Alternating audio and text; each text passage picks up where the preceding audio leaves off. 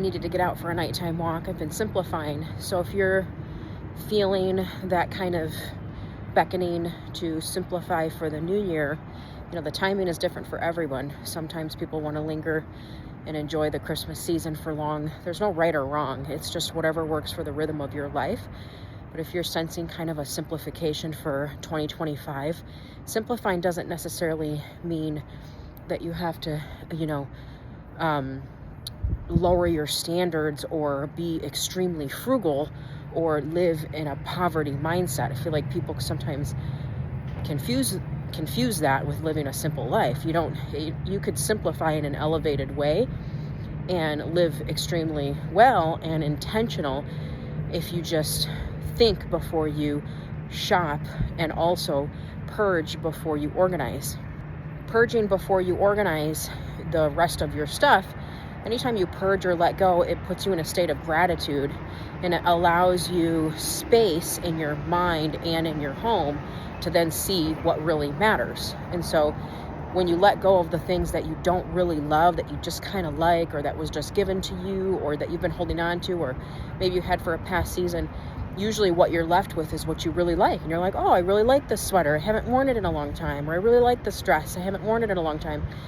You're left with those. And then you're forced to wear all of your nice things because you let go of all of the things that you really didn't like how you looked in, or you didn't like.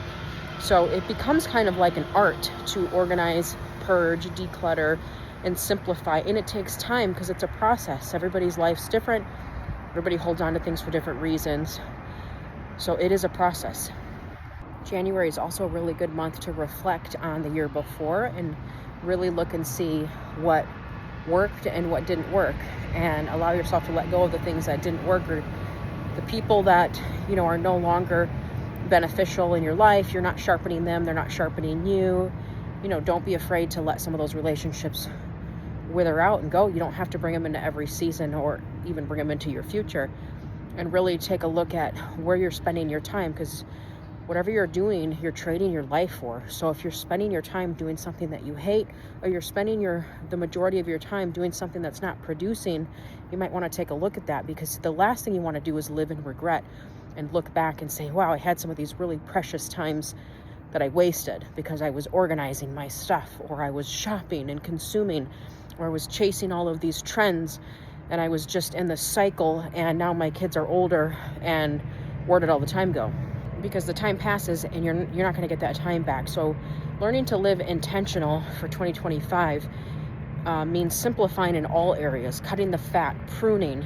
There's seasons for everything, and certain seasons call for, different things, harvesting, plowing, all of that. So the beginning of the year is generally a really good time to pull back, to prune, to kind of really take a clear look and be honest with yourself, like a really good reflection of who am I? Who's this person?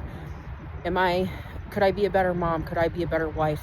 What are some areas that I need to change? Like, get honest with yourself and look at yourself and say, what do I need to do to be better for these people?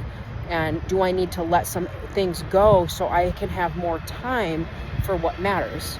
And get out your journal or whatever, and just take some time and jot some things down, and really be open to making some changes if you need to make some changes.